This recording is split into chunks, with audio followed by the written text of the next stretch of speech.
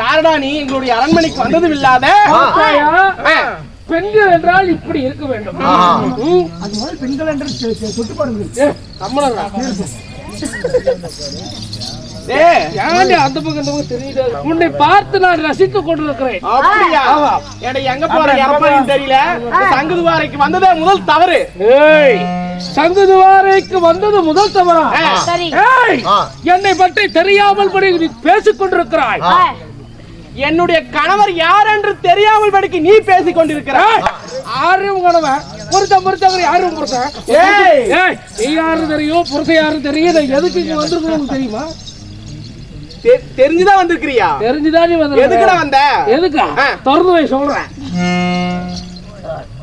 என்னதான் திறக்கிறது? இங்க வந்து நில்லுடி. ஏன் நீ 10 அடி தூரத்துல நின்று பேசுற? நெப்பு இருக்காது, ஒண்ணு இருக்காதுடா. என்னுடைய வாயை பார்த்தா உனக்கு அப்படியா தெரிகிறது? உன்னை எல்லாம் பேச விடுவதே தவறு. என்னடா சொல்ல வர? இந்த அகில உலகத்திலே நீங்கள் அனைவருமே எனக்கு அடிமையாக வேண்டும். எதற்காக?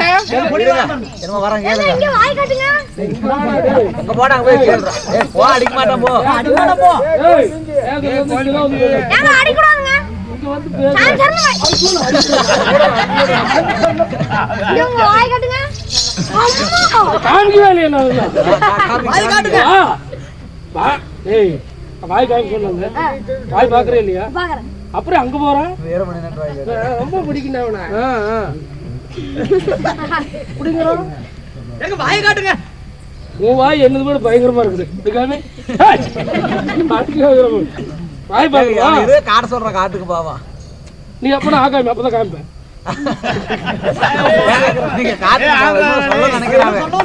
சரி காமிக்கிறமா? ஆகாமத்த என்ன தர? காட்டுக்கு ஏதோ சொல்லுவான்னு இருக்குது. காட்டுங்க. சொல்றான்.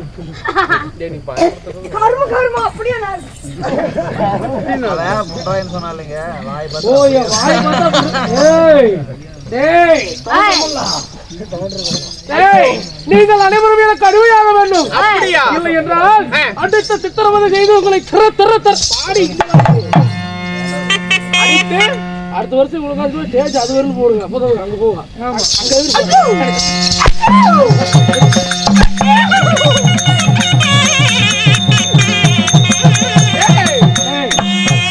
உன்னோட இது முடிஞ்சு போச்சு. நீ போ. நீ வா. ஏய் யாரு உன் புள்ளையா இருக்கீங்க? யார் ராணி? ஐயோ கொஞ்சம் தப்பா சொல்லிட்டுமே. அக்கா பிள்ளைங்க இப்படி சொல்லாதீங்க. உன்னை பார்த்தால் எனக்கு பரிதாபமாகவே இல்லை. இல்லையா? ஆமா. அப்ப தொட்டு பேசாதடா. ஏன் தொட்டு பேசக்கூடாது? தொடுவேன், கையை உள்ளே விடுவேன், ரசித்து புதித்து. எதுக்குள்ள வாடி இங்க பக்கத்துல. வாடி பக்கத்துல வாடி.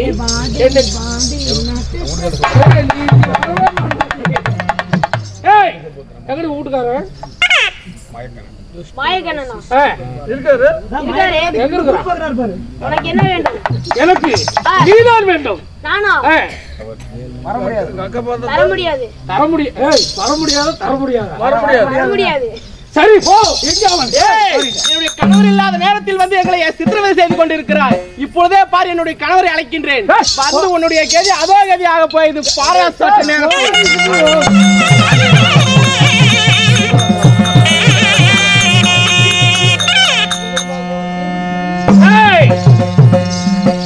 உன்னுடைய கணவர் உன்னை சந்திப்பதற்கு தானாக வருவார். அப்படியா? அதற்கு முழுவதாக மூலாவத்தி வளவத்திர காளி என்ற தாயார் இருக்கிறார். அது வரைக்கும் என்னுடைய தாயாருடைய பாதத்தை போய் வணங்குங்கள்.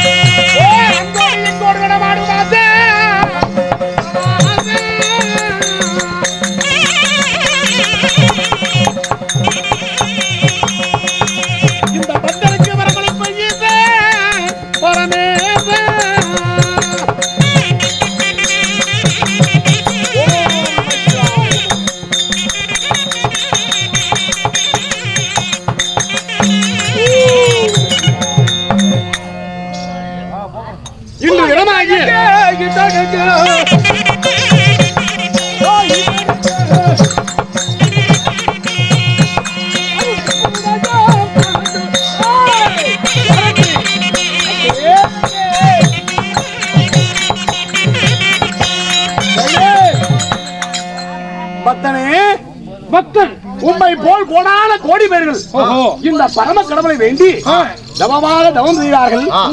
பக்தர் வேண்டியான வரத்தை பெறார்கள் ஏராளமான பேர்கள். பாலகா, இந்த கைலங்கிரிக்கு எம்மை தேடி வந்திருக்கின்றே, யார்? உன் பெயர் என்ன? ஓஹோ, என்னை பார்த்து யார் என்று கேட்கிறீர்கள்? என்னுடைய பெயரோ அனலாசூரன். உன் பெயரோ அனலாசூரன். சரி அப்பா, உமக்கு என்ன வர வேண்டும்? இன்றைய தினத்திலே அனைவருக்குமே வரத்தை கொடுக்க நீங்கள். உண்மையாகத்தான். உலகத்தில் இருக்கக்கூடிய அனைத்து மக்களுக்கும் வரத்தை கொடுப்பவர் நீங்கள். உண்மையாகத்தான். இன்றைய தினத்திலே வரத்தை நான் கொடுப்பதற்கு வந்திருக்கிறேன். என்ன சொல்லுகிறாய்? உண்மைதான். அப்படியா? என்னப்பா நீ வரம் கொடுக்கின்றாயா? ஆமாப்பா. இந்த உலக பிரபஞ்சத்திலே மும்மூர்த்தி தேவர்கள், காத்தல், அழைத்தல், படைத்தல், சிவன், விஷ்ணு, பிரமா. அப்படி இருக்கு, நாங்கள் விட நீ என்ன வரம் தருகிறாய்? உனக்கு வரம் கண்ணை மூடி உன்னுடைய நாமத்தை உச்சரி. உனக்கான வரம் உனக்கு.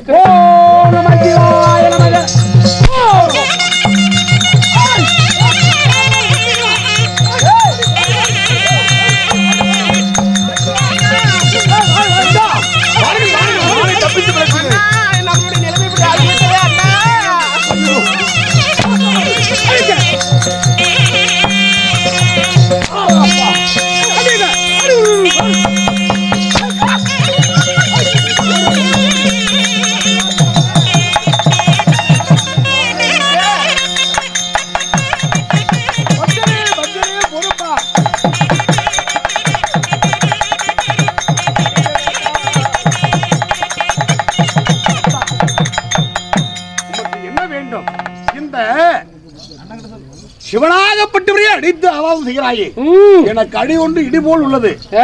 என்னப்பா செய்யணும்? நானேதான் கையில தடியை வச்சுட்டு ஊர் ஊரா ஏமாத்திட்டு ஏடாச்சுவன். இதுதான் இந்த வருஷத்துல எனக்கு சிக்கி இருக்குது. ஆமா.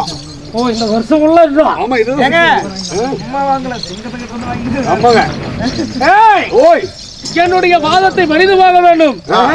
என்னுடைய பாதத்தை நீ பணிந்து போக வேண்டும். உன் பாதத்தை நான் பணிவேமா? அது மட்டும் இல்லாமல் பூலகத்தில் இருக்கக்கூடிய என்னுடைய தாயாகப்பட்ட மணபத்ர காளி, அவருடைய பாதத்தை போய் நீங்கள் சேர வேண்டும். இவ்வளவுதானே?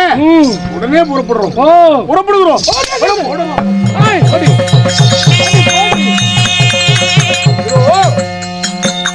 இதோ சண்டா அனலாசூரன் ஒருவன் நம்மள எல்லாம் அடித்து உதைத்து அதாவது செய்கிறான். தேவாதி தேவர்களாம் அதாவது சித்திரவதை செய்கிறான்.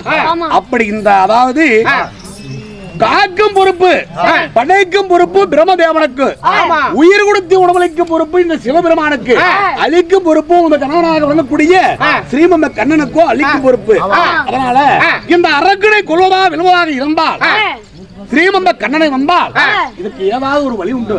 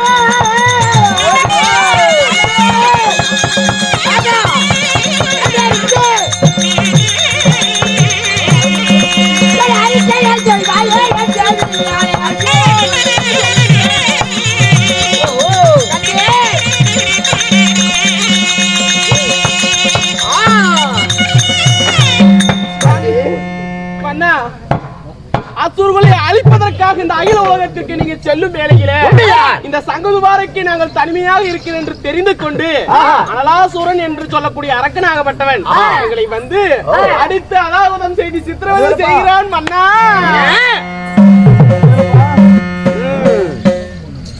அழிக்க பிறந்தவன் ஹரிராமன் உங்களை எல்லாம் அடித்து சித்திரவதை செய்கிறான்.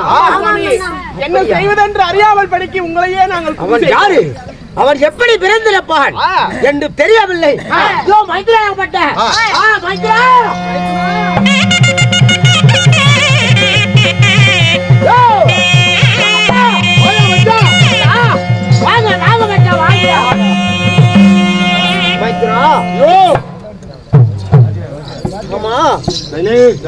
இதெல்லாம் நடந்த காரணங்களே இல்ல. யோ மச்சான், தெரியாம தெரியாம கேட்காத. அன்றாடம் இந்த சிவனுக்கு என்ன வேலை? இந்த உலக மக்களுக்காக படியிறக்க நான் புறப்படலாம்னு சரி நேற்று தினத்துல புறப்பட்டேன். இருக்காளே உன் தங்கச்சி, யார் அந்த கொடியை பார்வதா சுவாமி சில சந்தேகம் கேட்டா. சரி, அப்படி சந்தேகம் கேட்கும் பொழுது ஒவ்வொரு கேள்விக்கு சந்தேகத்துக்கு பதில் அளிச்சேன். இவங்களாம் சாட்சிங்க. நான் எம்பாடு சிவனேன்னு போனேன். சிவசிவான்னு. ஆமா, உன்னோட வேலை எனக்கு தெரியுமையா? ஓ, உன் தங்கச்சி என்னை வம்புக்கு வரவழைத்து அதாவது ஒண்ணுக்கு ரெண்டா கேட்டு அதாவது என்ன செய்தா தெரியுமா? என்ன செய்தா? சக்தி பெரிது சிவன் பெரிது இருவருக்கும் வாக்குவாதம் ஏற்பட்டது. இப்படி வாக்குவாதம் ஏற்பட்ட உடனே ஆண் தான் பெரிதென்றேன், பெண் தான் பெரிதென்றார். சிவன் பெரிது சக்தி பெரிது இருவருக்கு வாக்குவாதம் ஏற்பட்டு அடே அந்த படைப்பில் பிறந்த இவனே என்று கேட்டுவிட்டார். அதனால் என் இடபாகத்தை விட்டு பிரிந்து பூலோகம் சென்று காளியாக அவதரிப்பாய் பிடி சாபம் என்று கொடுத்து விட்டேன். அந்த சண்டாளி ஒரு அரக்கனை பிறக்க செய்திருக்கின்றான். அவன் பெயரோ அனலாசூரனா. அப்படியா?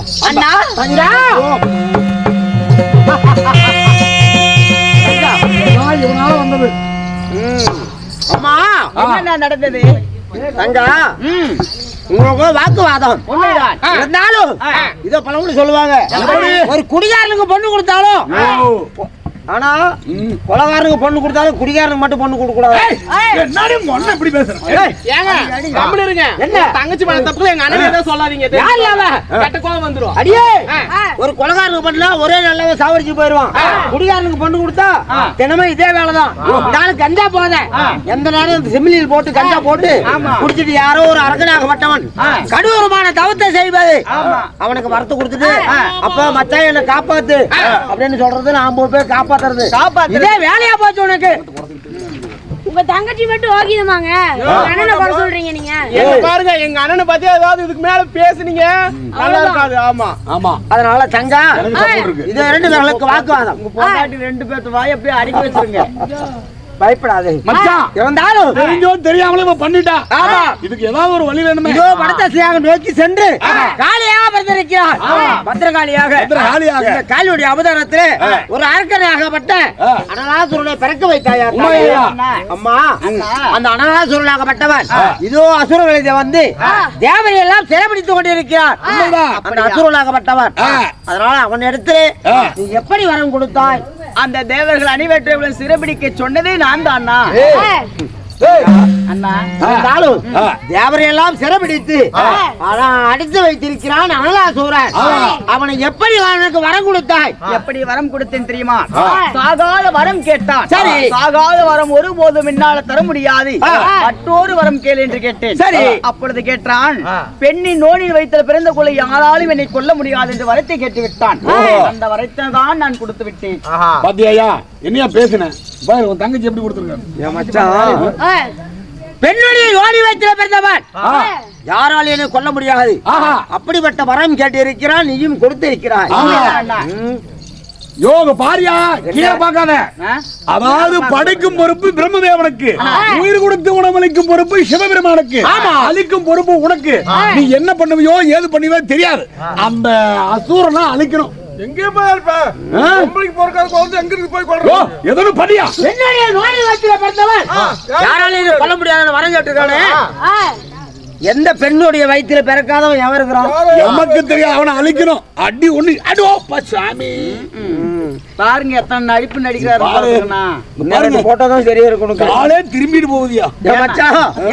கூப்பிட்ட மகனை இருந்தாலும் எனக்கு ஒரு யோசனை தோணுகிறது. என்னவென்றா அன்று உனக்கு தெரியுமல்ல என்னையா அன்று நாகப்பட்ட பம்பகாபுரி நாட்டு மன்னன். பம்பகாபுரி நாட்டு மன்னன் யாரு? பத்மாசூரன். ஆமா, அந்த பத்மாசூரன் உன்னிடத்துல வரத்துக்கு வந்தான். கடூரமான தவம் செஞ்சான். அந்த தவத்தை மெச்சு நீ அவனுக்கு வரம் கொடுக்க போன. அப்ப அவன் என்ன வரம் கேட்டான்? பத்மாசூரன் யாருடைய கைய சரசல வச்சாலும் அவங்க பஸ்மமா எரிஞ்சு போகணும் அப்படின்னு வரம் கேட்டான். நீயே வரத்தை கொடுத்துட்டியா? ஆமாமா, இந்த ஆள் தெரியாம கொடுத்துருப்பாருன்னா கஞ்சா போதில அப்படியே போதில கொடுத்துட்டியா? அது பண்ணவே எனக்கு நல்லாவே தெரியுமே. யாருடைய சிரசுல கையை வச்சாலும் அவங்க பஸ்மமா எரியணும், பத்தி எரியணும் அப்படின்னு வரம் கேட்டா நீ கொடுத்துட்ட. அந்த பத்மாசூரன் என்ன பண்ணாரு? வீட்டுல மரத்திலேயே பதமாக்குற மாதிரி உன்னிடத்திலே நான் கையை வச்சு பாக்குறேன், நீ கொடுத்த வரம் பலிக்குதா பலிக்கலையா? இங்கே நம்ம பேரன்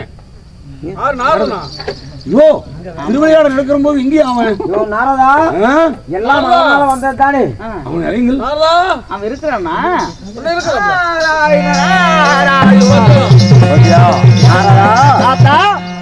அனைவரும் பாதித்தையும் எல்லாம் உன்னுடைய வேலைதான். ஊர் சுத்தத்துக்கு போயிட்டு மறுபடியும் வந்திருக்கிறான்.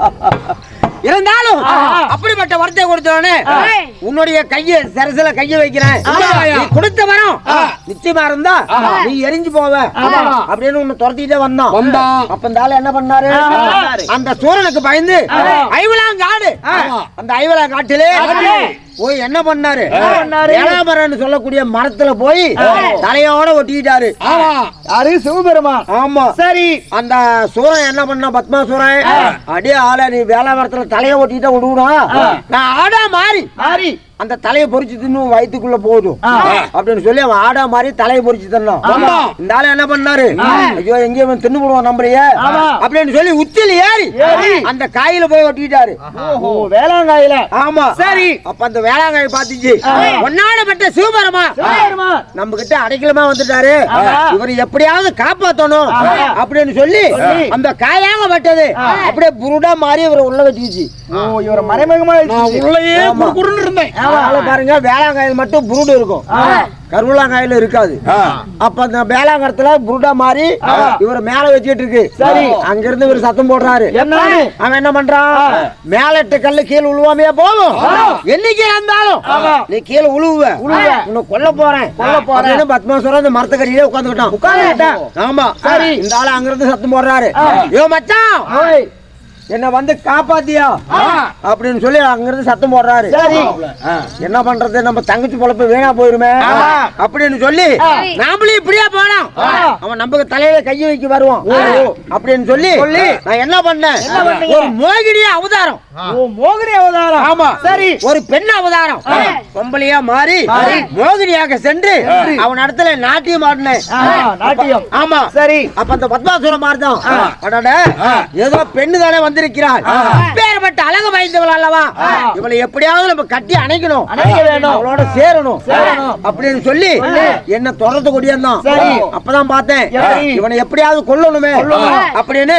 அடியே அசூரா, இந்த வனத்திலேயே திரிஞ்சிட்டு இருக்கிற உன் உடம்பெல்லாம் ரொம்ப அசூசா இருக்கும், அதனால எங்கேயாவது தண்ணி கிடைச்சா ஓ தலையோட தண்ணி ஊத்திடுவா, நம்ம ரெண்டு பேரும் ஒன்னா சேரலாம் அப்படின்னு நான் சொல்ல, இவன் 4 பக்கம் செடி போய் பார்த்தோம், எங்கேயுமே தண்ணி இல்லாத பண்ணிட்டேன். அப்போ ஒரு வட்ட பாறையில ஒரு செடிக்கடியில ஒரு மாட்டு குழாம்புல மட்டும் கொஞ்சோடு தண்ணி உண்டு செஞ்சேன். ஆமா, சரி. அப்ப பார்த்தா எங்கேயுமே தண்ணி இல்ல. பெண்ணே, நான் எப்படி கூட வந்து சேர்றது, எப்படி நான் குளிக்கிறது? ஆமா, சரி அப்படின்னு கேட்டான். பயப்படாத, யார தொட்ட பாவம் நீரை தொட்டா விலகி போயிடும், எங்கயா தண்ணி கிடைச்சா போதுமாப்பா, அந்த கையில தொட்டு உன் தலையில வச்சேன்னா போதும், தீட்டு கழிஞ்சு போயிடும், ரெண்டு பேரும் ஒன்னா சேர்ந்துக்கலாம். ஆமா அப்படின்னு சொன்னேன். சரி, நம்ம ஓடு நோட்டத்துல அந்த மாட்டு குழாம்புல இருந்துச்சு பாரு தண்ணி, அந்த தண்ணிய அப்படி தொட்டு தலையில வச்சா அந்த பத்மாசுர பத்மாய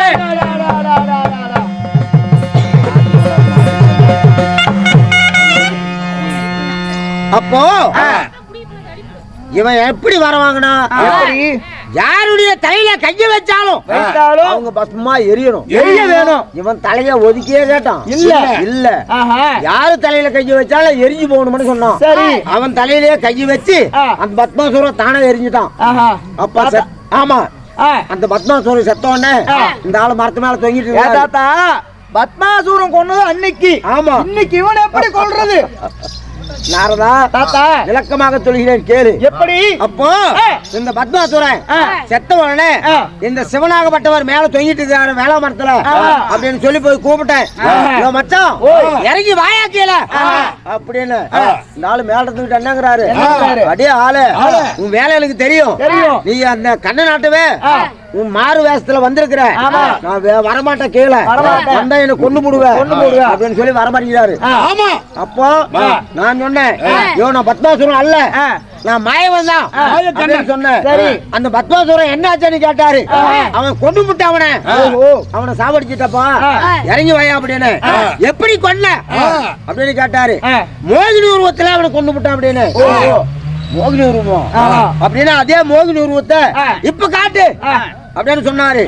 உடனே என்ன பண்ண, மீண்டும் அந்த பெண் உருவத்தை காட்டினேன். பொம்பளை உருவத்தை காட்டணும். இந்த ஆளு மேல இருந்து படபட படபடன்னு கீழே இறங்கி வர்றாரு. ஆமா.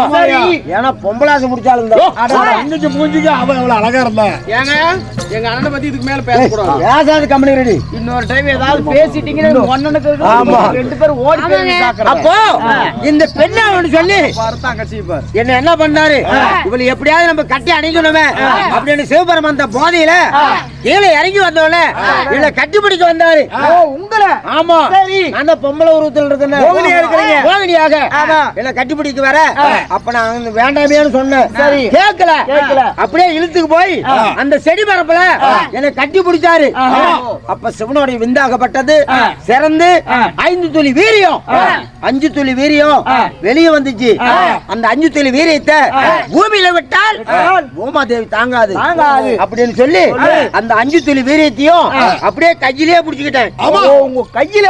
ஆமா. சரி. அந்த சிவனுடைய விந்து 5 துளி வீரியத்தையும் கையிலே பிடிச்சேன். சரி. அந்த 5 துளி வீரியம் 5 குழந்தையாக பிறந்தது. 5 குழந்தைகளாக பிறந்தது. ஆமா. அந்த 5 குழந்தைகள் யார் யாரு? அப்ப 5 குழந்தைகளும் வந்து யார் யார் தெரியுமா? காலபைரவன், கடகடப்பான், மினியப்பான், கருப்பனாரு, ஐயனாரப்பான் இப்படி சொல்லப்பட்ட 5 குழந்தைங்களுக்கு பேரு வச்சு அதாவது இல்லத்துல கருப்பனாருக்கு எங்க வச்சோம்? காட்டுக்கு காவலாக.